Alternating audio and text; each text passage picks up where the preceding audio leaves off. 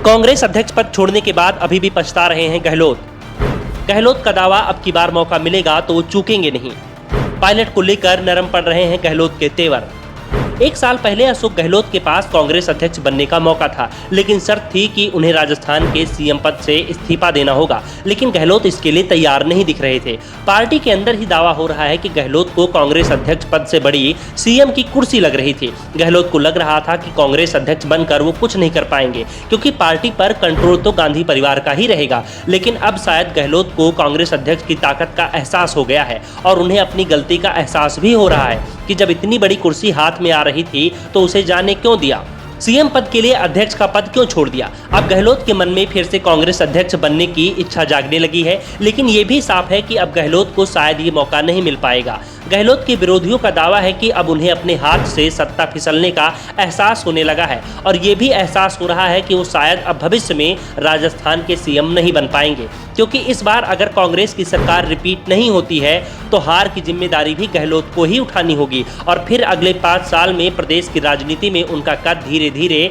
घटता चला जाएगा। सचिन पायलट इसी इंतजार में है कि गहलोत कमजोर पड़े तो वो प्रदेश कांग्रेस के संगठन को अपने कब्जे में ले सकें। पायलट को इस समय गांधी परिवार का भी साथ मिला हुआ है और इसी के चलते अब गहलोत के सुर भी बदले बदले से दिखने लगे हैं। पहले गहलोत पायलट को गद्दार, धोखेबाज और न जाने क्या क्या कहते थे, लेकिन अब गहलोत के सुर बदल चुके हैं। अब वो पायलट के समर्थन के दावे करते हैं।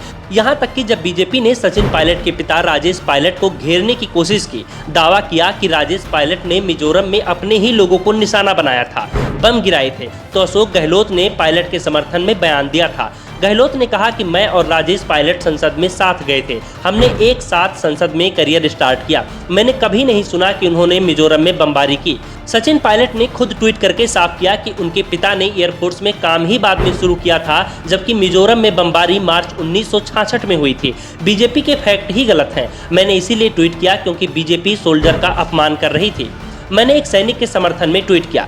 गहलोत ने तो यहाँ तक दावा कर दिया कि जब केंद्र में यूपीए की सरकार दोबारा रिपीट हुई थी और उस सरकार में सचिन पायलट केंद्रीय मंत्री बने, तब मैंने उनका सहयोग किया था। उस समय हमने राजस्थान में 25 में से 20 सीटें जीती थी। मैं राजस्थान का सीएम था।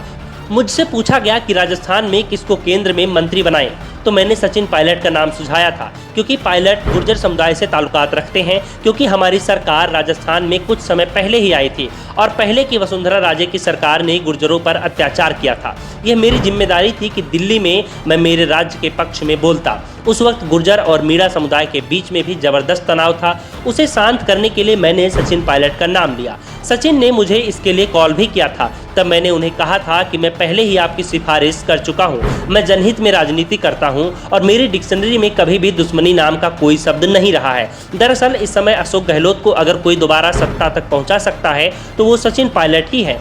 अगर पायलट का साथ गहलोत को नहीं मिलेगा तो उनके लिए कांग्रेस को जिताना मुश्किल हो जाएगा, क्योंकि राज्य की 5% गुर्जर आबादी पर इस समय पायलट का जादू सिर चढ़कर बोल रहा है। अगर पायलट कांग्रेस में किनारे किए गए तो गुर्जर भी कांग्रेस को किनारे लगा देंगे। Bureau report, the such India.